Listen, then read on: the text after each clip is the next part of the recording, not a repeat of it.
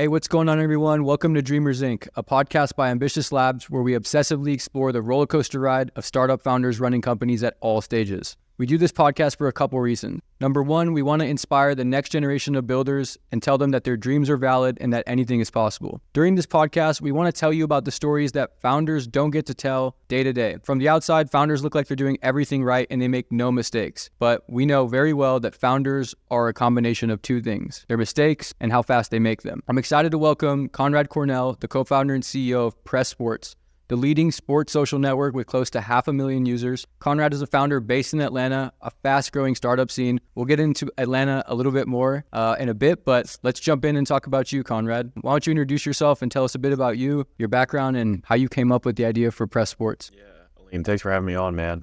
So I'm from Atlanta. Dream was always to play college baseball. Had a tough time in recruiting, graduated with no offers. I ended up sticking with it and got a scholarship to play at Mercer University, which is like a mid-major Division I school south of Atlanta. And that was like a month before school started. And so tough time in recruiting. Got to college baseball, played 4 years, got to the end of my career, had no highlights to show for it. Talking with my teammates, none of us wanted to share highlights on mainstream social media. Either we didn't have highlights that were good enough, maybe we did, but didn't want to post them and just kind of be that guy that's like over promoting themselves. It can like have this negative stigma around it. And so surveyed a bunch of middle schools and high schools, found that 90% of athletes still felt uncomfortable sharing their own highlights on Instagram, and TikTok was emerging at the time. And, Twitter, it was more regular, but people still like to retweet everything instead of tweet it out themselves. And so there was an opportunity to create a platform where athletes could build a fan base as opposed to a follower base, similar to how you build connections on LinkedIn. And you use that much more for business than you would probably Instagram, your average person. And so tried to create that vertical sports social network right out of the gate, coming out of college, launched the MVP day after graduation. Wow. You said you were in school surveying. So what did that look like? What did your early days look like when you were running around town surveying people? That was hilarious, man. I mean, we would have to go knock on these high schools and middle schools and show up with a bunch of papers that we'd printed out and, hey, can you hand these out in homerooms? We'll come back in a week. And most of them were like, no. But, damn, 6 of them did it, and we got 2,000 responses. Wow. There's probably 25% that weren't athletes, and so we threw those out. But we ended up with 1,500 valid responses. Wow. But this was initially a problem that you faced as a high school athlete, and then you identified that there were probably more people like you, and so you went back to solve the problem. Am I thinking about it right? Yeah, exactly. And when you were building out the initial version, how much coding knowledge did you have, or knowledge with building technology? I didn't know how to use any single tools. I mean, we, synced up with a dev shop that we thought was out of Ohio, but, on day one after we were talking to the sales team, it was team in India. And, there's a language barrier for sure. And we were sending them sketches, photos of sketches on paper. Wow. And, didn't know how to use Photoshop, which is what we initially used for design. Didn't even learn about Figma until probably 2 years ago. So this was all in 2018 was when we were kind of getting this started. And February of 2018 was when we were really cranking up with the dev shop. We had been working on it for a solid amount of time before then, obviously formulating the idea and getting the surveys done and kind of planning out the company and getting an angel investor to help us get it made by a dev shop, which is obviously expensive. Yeah, so you mentioned a couple of things that we coach our students on in Ambitious Labs. Number one, sketching. So oftentimes entrepreneurs just go straight to building, but they forget to get that idea out of their head and onto paper. It doesn't need to be pretty. You don't need to hire a UI designer. We coach that literally just go get a pen and paper and draw some shapes and rectangles and squiggly lines and just get your idea down on paper. And then, you can take a picture of that, either send it to Figma or send it to a developer to then take it to the next step. I guess let's dig into that. That's pretty cool. I didn't know that you could send a screenshot to Figma. Well, yeah, we've been coaching hey, just take that sketch, send it to Figma, and then redesign it because your sketch will be to the left, and then you can redesign it in Figma with your sketch just right there. So that's how we kind of coach okay, how do you go from a sketch to a low fidelity wireframe? But I guess let's dig in on that experience working with that first dev shop, because a lot of our students, the first thing they do is they go to Upwork and they try to get some bids from an outsourced developer. They might pay an attractive price, but they find out that they find out the hard way that it takes 6 months to build the app. It's not how they wanted it to be. And they haven't talked to any users because they were just waiting on the app to get built. They were looking for the egg before the chicken. So how did you think about that? What were some mistakes that you made when you were initially building the MVP? I kind of think about dev shops, you see that stuff on, like, I've seen this video a bunch on Instagram, and it's like there's 3 ways that it can be fast, it can be cheap, and it can be good.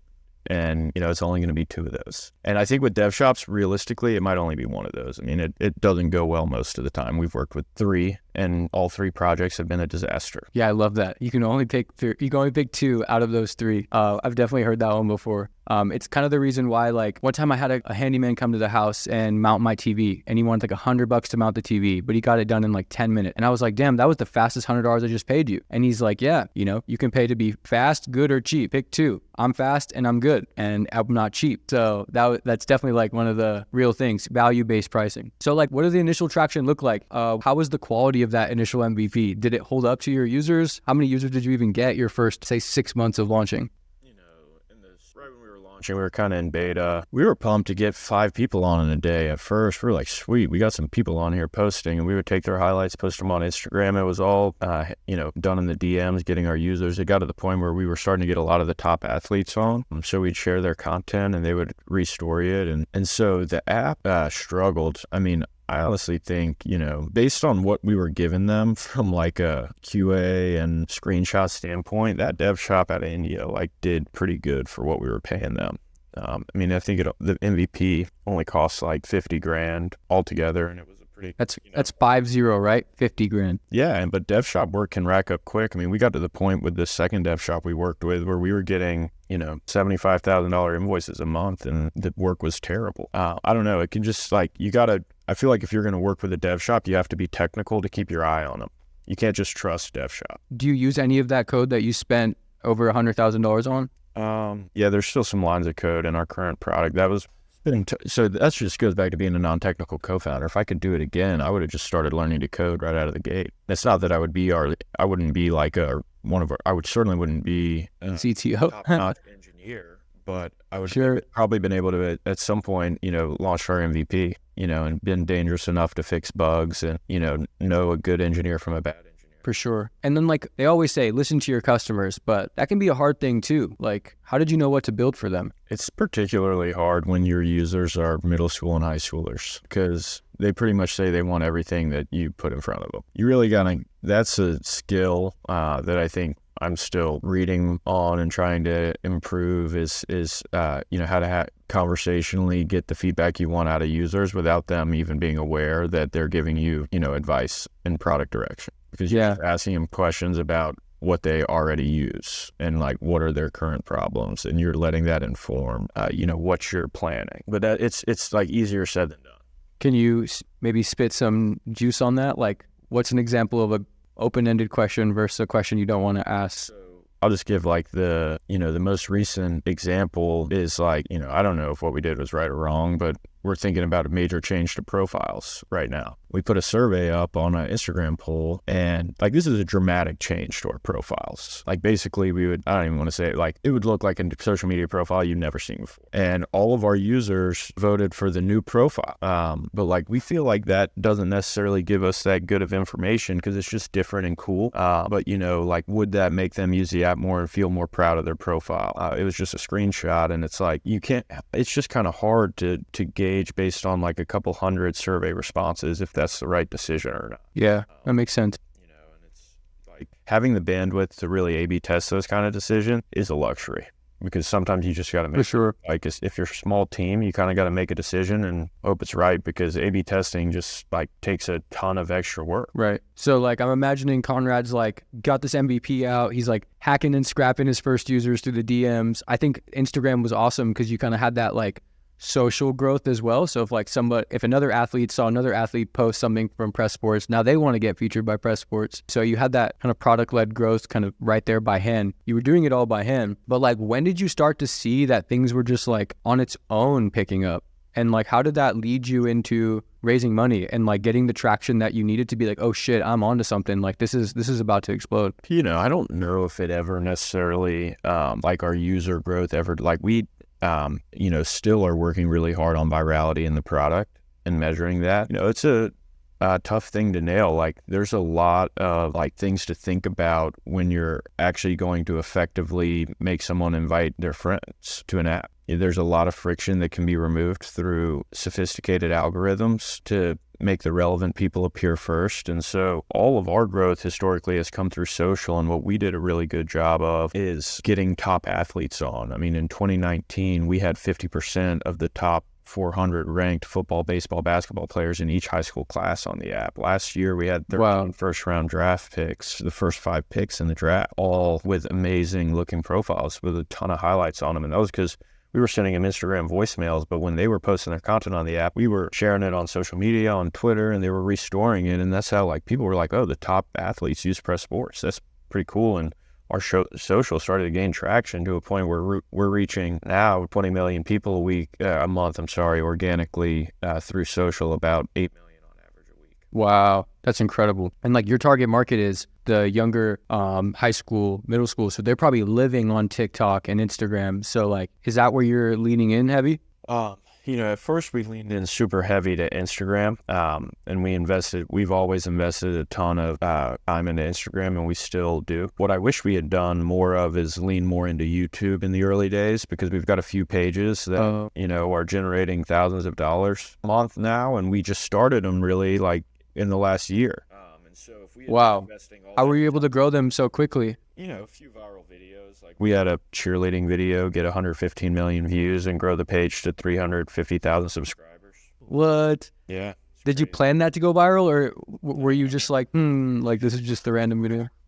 It's just user-generated content that we would share on the app. I mean, there's not much production quality going into it. We're not really a media company. We're a platform.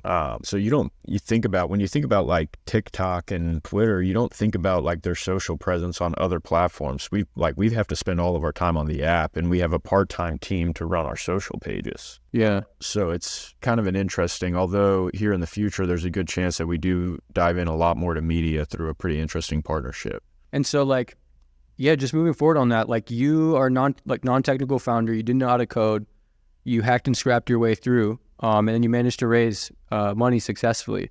I think a lot of people look at raising money as like success. It's like, oh, we raised money, we're validated. But like, what does it mean to raise money? You seem like a really calm, like you're not conceited, like you're very humble down to the ground. Like how do you think about raising money? We were pretty relentless on PressSports. And every founder who raises money says this, you get told no, 100 times for every yes, pretty much. And so you just got to keep going. And, I think in the early days we were naive in a lot of ways. Like we did not understand the metrics. We were just tracking how many signups we got. I remember getting to 10,000 signups and thinking like, man, that's amazing. We got to 10,000 signups. Like we made it. But we weren't even looking at retention. We weren't even looking at active users. That didn't matter to us because we got 10,000 signups. And I think that actually played to our benefit because we just didn't give up because we were just so pumped about getting people to sign up for the app. But we weren't looking at the metrics that mattered. We weren't aware of them. We were just out of college, and I played college baseball and, was like, okay, student, but was a baseball player. And so, you quickly learn when you get into fundraising, okay, what do the sophisticated social consumer investors care about? Well, they care about retention, honestly, more than they care about growth, because you can pay for growth, but you can't pay for retention. Yeah, hell yeah. That's juice right there for sure. Yeah. And so then once you kind of start to learn these things, you start to optimize the product and, okay, what this user uses the app every single day. What did they do in the first day that's different than all the people that didn't use the app? Oh, they made a post and edited their profile picture. Okay, they got them. What did they do in the first week? They liked more than 50 posts. Okay. Like that made them a user every day, 3 months out. You start to figure these things out and you can make improvements to your onboarding and activation process to drive these actions that lead to more long-term retention. But these are not things that are obvious when you're starting an app for the first time. Yeah. And it's not all just product features, right? It's like it's like re-engagement experience, sending emails, the brand itself. Do people like your brand? Do they like the colors of the app? Do they like how they feel when they leave the app? Are their friends talking about it? Is it something they go out to the cafeteria or they talk about it when they're at lunch with their friends? There's so much that goes into retention. I love the way you put it. And like, just to explain why, you can pay for growth because if you have $100,000, you can light all that money on fire on ads and acquire downloads. Acquiring downloads is really easy. You just spend money on ads, but most of those people don't like come back to your app. A good retention rate mean, a base level retention rate is like what, 12%, 15%? You want to aim for much higher than that. But I'm saying like, if you're aiming for 15%, you're doing okay. And that means that 85% of people who you paid to download your app aren't coming back. So it is very, very, very hard to get someone to come back to your app. Yeah, people don't everyone values their time. Nobody spends time on apps they don't love after they try them. So you're not and you're competing. And especially like for you, you're competing with TikTok, you're competing with IG Reels, you're competing with Netflix, you're competing with YouTube, you're competing with giants, and you're capturing time, taking time away from those giants who are worth trillions of dollars, and competing for attention. And obviously you're doing a really good job if you have 500,000 users. So huge. You just got to chip away and continue to improve the product. Like one of the things that we're focused on now is a little bit more on the website. We have a great mobile app.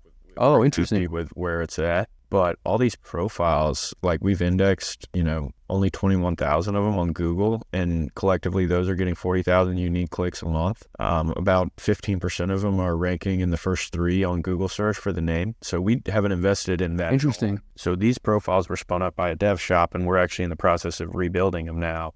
I think that's the kind of project that a dev shop is good for. It's like, man, we have this awesome app. We're focused on this app. We need web profiles, but we don't want to take time away from our core team to do it.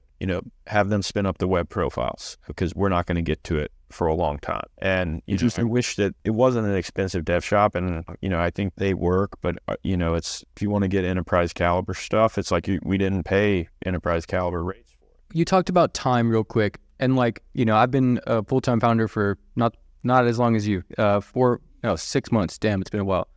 And I'm realizing that months are now the new weeks. Like things actually take a long time. And as a founder, as a builder, you have to realize that time is an input. Consistency will compound. Things don't happen overnight. You didn't build PressSports, in a night. It took years to get this far. So what keeps you going? How do you think about consistency, and any advice you would give a founder who thinks that things just get done overnight? I think you got to have some shit in your neck. I mean, if you're not if the thought of this thing that you want to build not existing, doesn't really bug you and to a point of no end, then you probably don't have a shot realistically. It has to be all you think about all the time, and you decide to pull the trigger on it, in my opinion, because then when the hard times come, which they inevitably will, way more than you anticipate, that you're dead set on it. They're going to be easier to overcome if it's a problem that you're brings you a lot of joy to figure out. If it's just you can't just want to start a business, any business, Yeah. I like that. If the thought of your idea not existing doesn't keep you up at night, then you shouldn't start that business. Yeah. No, that's awesome.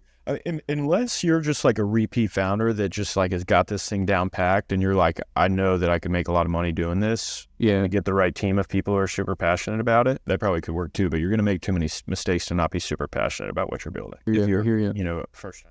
Nice, man. I think we're coming up on time here. I guess last thing, what do you do outside of building your business that keeps you happy, that keeps you sane? Anything that to take care of your mental health?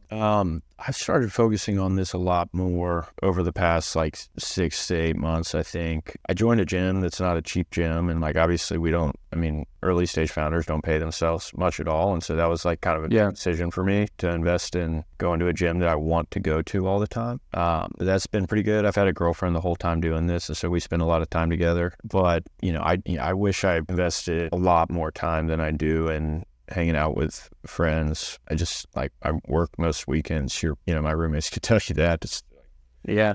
Oh, I know that. I've seen you in the office on Saturday for sure. I think that's kind of how some people would say it doesn't have to be like that. I don't think it does if you know exactly what you're doing, but I'm still figuring this out, and I'm still pretty relentless about being successful with it. It's not, we got an insane amount of work still to do. Hell yeah. And you said to me one time too, this is a winner takes all category. There's you will be hopefully the at the caliber of Instagram for high school athletes, for athletes. So it's all or nothing for you. Yeah, Alim, one other thing I wanted to say, you said, what does it mean to you to kind of raise money? And I think I see a lot. I talk to a lot of other founders. It's one of my favorite things to do, because at the end of the day, once you get into this, it's the people that you have the most common ground with. And so everyone loves talking to people that they have common ground with. And so many early stage founders are hung up on like find their worth and their ability to raise. And it's like, I think if you're building a business without having to raise money, that's the thing that people should be the most proud of. And I'm not saying I'm never going to raise venture capital again, but I'm going to build businesses in a way where I don't have to raise venture capital, because right now PressSports has to raise venture capital. And, I think building a business in a way where you're focused on unit economics from day one. And yeah, maybe you have to put $10,000, $15,000, $25,000 into the business to get it going, but you do that with like your parents or yourself, save up for it, or co-founder that has some cash saved up, and you're just trying to make money from day one. And then you get to the point where you're building your revenue, and okay, I'm going to take this $2.5 million seed round, and this is exactly what we're going to do with it, because we already know what happens when we invest $500 a day into growth. Yeah, absolutely. As opposed to like, we'll see what happens when we get 250,000 MAU, we should be able to make this amount of money. It's stressful to depend on venture capitalists, and if you build your business in a way where you don't have to, then it's not stressful. It's going to be. I'm not saying building your business won't be stressful. I'm saying you won't have to depend on it, and depending on it is what is like the worst. Yeah, and I love that makes sense. Partners, they're amazing. If you guys are listening to this, freaking love you guys. They've helped our company so much. That's another thing that's great about raising from VC partners, is they just open a ton of doors. But relying on them puts the entrepreneur in a tough situation. Yeah, I mean, a lot of people say like when you raise VC, you are bringing on more partners that you are accountable to, right? So it goes back to like, do you want to own 90% of a company doing $1 million in revenue, or do you want to own 30% of a company doing $10 million in revenue? Both have different scales, both have different impacts, but they actually both make the same amount of money when it comes to like the personal salary. But of course, like founders go into venture scale businesses trying to hit a jackpot, sell for 100 million plus, right? Because that's not something you could do. You can't sell a business doing 1 million ARR for 100 million. So like that makes perfect sense. And one more thing, I made some comments really roasting dev shops. I'm not trying to say all dev shops are bad. I'm saying it's my fault that I didn't know enough about technology to utilize dev shops in the right way. I think non-technical co-founders, it's dangerous to work with dev shops, because their 100%. Incentives are misaligned, right? They want projects to take the most amount of time, and at the end of the day, they don't care if they're bugs. They have to fix them, and they get paid for that. 100%. We tell entrepreneurs all the time, like they're not emotionally attached to your product. They don't care if your business succeeds. They just want their billable hours. So you as a founder should recognize that early, build a product that you're emotionally attached to. Your first product was a survey. Like you went out to schools with pieces of paper and said, hey, what are the problems you have as a high school athlete or a middle school athlete? And then you built a problem based on the survey's responses. That was your V1. You didn't go build a $100,000 MVP first and then say, hey, here's a solution to the problem I know nothing about. So like that's what we really try to encourage our students to do is, hey, let's validate first before you go spend a bunch of time to increase your chances of success. We did build a $100,000 MVP though. And what we should have done is you did, yeah. What we should have done is invested like $20K into learning both to code, so we could just work together on getting probably a similar quality MVP that we still could have hustled to get people on, and then eventually, bring on some engineers that really knew what they were doing and could improve the quality of the app. Because top-notch engineers, you're always like those are just like the core of any technology company you gotta have. For sure. Conrad, thanks so much for your time, man. I know you're super busy. This was a lot of fun. Honestly, I've been wanting to get to know you more about, how you got PressSports to this scale. You're doing an awesome job. I know it's tough, but keep at it, man. I'm really proud of you, and I hope to see something awesome for PressSports as an outcome through partnerships, through all the other stuff you got going on. As a guy who played high school sports, I was a wrestler, I was a basketball player, football player.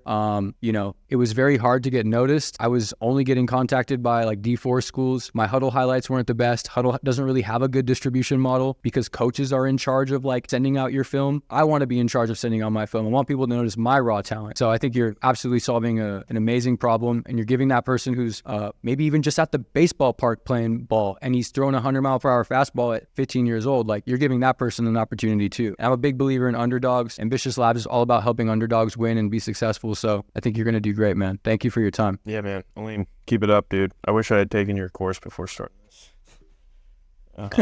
We'll get you in there now. Thanks, man.